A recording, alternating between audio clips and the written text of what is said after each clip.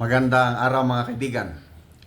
Gusto kong magbigay ng reaksyon sa isang vlog ng baguhang DDS vlogger, si Anong Meron TV. Bago pa lang siya, 5,590 pa lang ang subscribers niya. So, mag-subscribe tayo sa DDS vlogger na ito. Magaling. Ang ganda yung kanyang komentary. Sabi niya, mula nung ipinagmayabang ni PBBM yung 5,500 flood control projects, sunod-sunod na ang mga sakuna. Pinapak-check na ng nature ang gobyerno. Ang galing ng kanyang pagkano. So, pakinggan natin siya at magbigay ako ng reaksyon. Napakatindi rin nito mga kapatid, ano? Kumbaga nakaupo siya tapos iniimbestigahan siya. Ano to, mga kongreso? Sino ba yung mga nasa kaliwat kanan nito? Ubus na yung quick response fund? Yes, Mr. Chair. Yung 5,500 control projects. Pansin nyo mga kaibigan, simula po nung sinabi ni PBBM sa kanyang SONA na merong 5,500 flood control, dumating ang maraming bagyo. Yun. Nakakatakot at nakakaawa po yung mga kababayan natin. Pero base sa aking opinion, yung panahon na kasi ang nagkaroon ng fact check na tinatawag ba yun? Pinatunayan ng panahon na yung flood control ng ating administrasyon ngayon, walang kwenta. So, i-compare nyo yung mga unang taon na pag-upo ng Pangulo, may dumadaang bagyo. Kaya lang hindi naman masyadong malala. Hindi yung masyadong nababaha. Grabe ngayon ang baha at saka ang lalakas. Sunod-sunod. Puros mga super typhoon. So, agree ba kayo sa komentaryo nitong bagong vlogger, si Anong Meron TV, na pinapak-check ng kalikasan ang gobyerno para patunayan na wala talagang 5,500 flood control projects. Napapahiya sila eh. Tapos nung hiniring po nila, sabi na mismo ni, sino ba to, yung kapatid niya, no? Si Madam Amy. Hindi ko rin alam kung kaliwa o kanan yun eh. Sabi ng gano'n na, ibig sabihin yung mga flood control, patsi-patsi lang. Mahigit sa isang taon, 300 plus billion po yung budget para sa flood control. Sana inuna yung mga madalas nababaha. Sabihin na natin, isa sa primary, yung Manila. Diba? Metro Manila. Dapat pinagtuunan ng pansin yun. Alam natin marami pang iba't ibang mga lugar, no? Pero kasama isa ang Metro Manila sa dapat pagtuunan ng pansin. Siyempre, mga karatig din at iba pa. Pero, yung flood control na yan, sabi ni Madam Amy, patsi-patsi, ibig sabihin sa isang araw, 1 billion mahigit ang budget para sa flood control. To be exact, 1.44 billion pesos ang ginagastos ng taong bayan para sa flood control projects.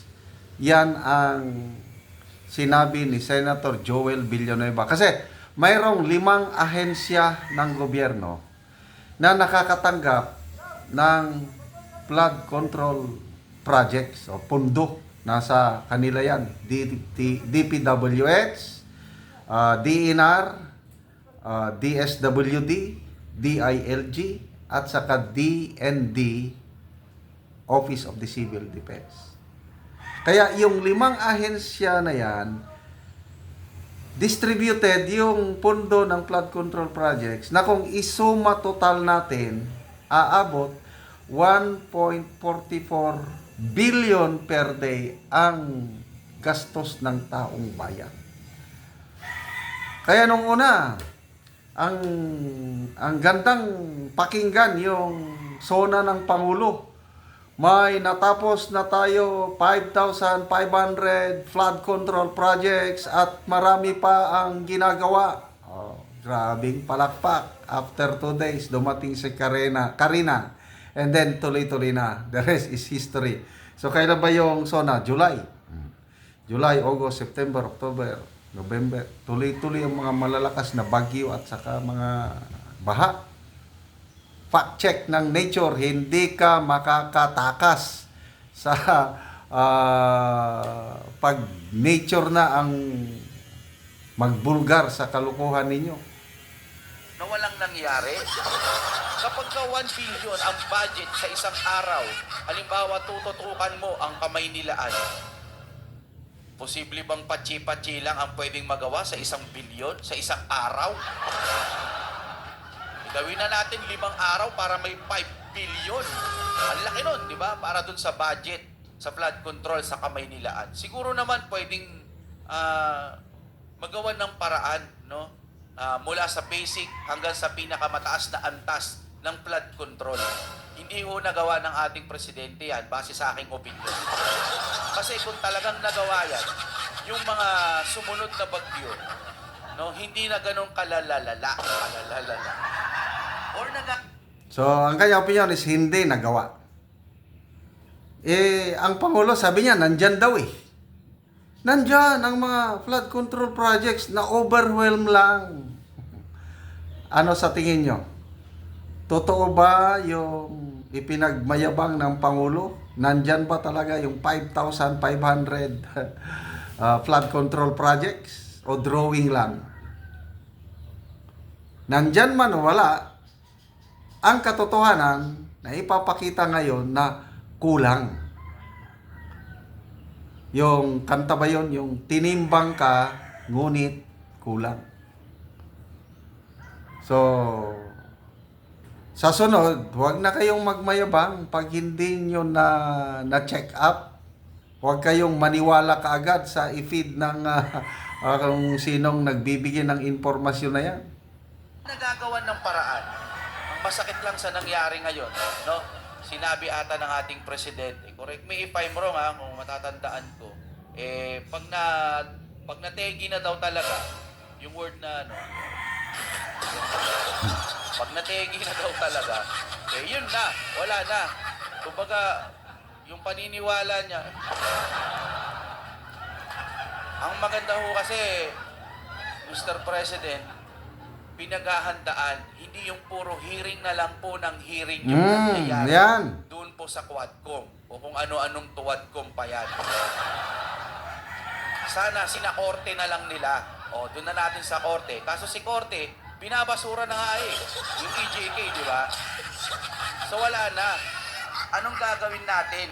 Yan, yung sabi niya, binabasura ng korte. Yung Supreme Court, nag-decide na with finality. Yung mga human rights charges against kay Pangulong Duterte, basura na, dismiss na. O ngayon, yun pa ang pinagtutuunan sa Quadcom. Magkakaroon na naman ng susunod pang mga hearing. Kailan ba sila matatapos? Pag-uusapan na lang ba natin yung pagbanat nyo kay Mr. Duterte nating mahal? Puro ganun na lang ba? Ang dami ng bagyong dumadaan. Minsan lang halos pag-usapan yan. Ewan ko sa Senado parang pinag-uusapan ata ngayon. Pero dyan, puro sa Quadcom o sa kahit anong mga budget ninyo, wala kayong pinag-uusapan kundi siraan ng Duterte. Diba? Yun lang ho. Naano kasi namin, naririnig namin sa mga balita, napapanood namin, puro pagbanat sa Duterte. Tapos marami pa palang mga nangyayaring hindi maganda dito sa ating bansa, dulot ng bagyo na ibinabalita sa ibang bansa. Pero, mga kapatid, hindi halos na ibabalita dito. Mga katiting lang, mga masyadong konti. Pero ang katotohanan na ibabalita sa ibang bansa, itong Pilipinas, grabe kapag sinasalanta ng bagyo. Nauuwi lang kasi sa mga hearing. Ang bagong global report ngayon ng Science Connect, bagong lumabas lang, for 3 straight years from 2022, 23 and 24, ang Pilipinas ang pinakadelikadong bansa na tirahan ng tao kasi nga sa kalamidad na dumarating at sa kakulangan, kahinaan ng gobyerno sa pagresponde sa kalamidad. Yun po ang pinagmamalaki ng bagong Pilipinas. Riskiest country in the world. Most dangerous city in the world. Nandito na lahat. Worst airport in the world. Ano pa? Traffic capital in the world. Number 1 rice exporter in the world. Oh, ang dami. Never ending yung top 1 na lugar ng place ng Pilipinas sa buong bansa. Okay lang sana top 1 sa naikararangal natin. Kaya lang itong mga pagiging top 1 natin nagbibigay ng kahihiyan sa ating bansa.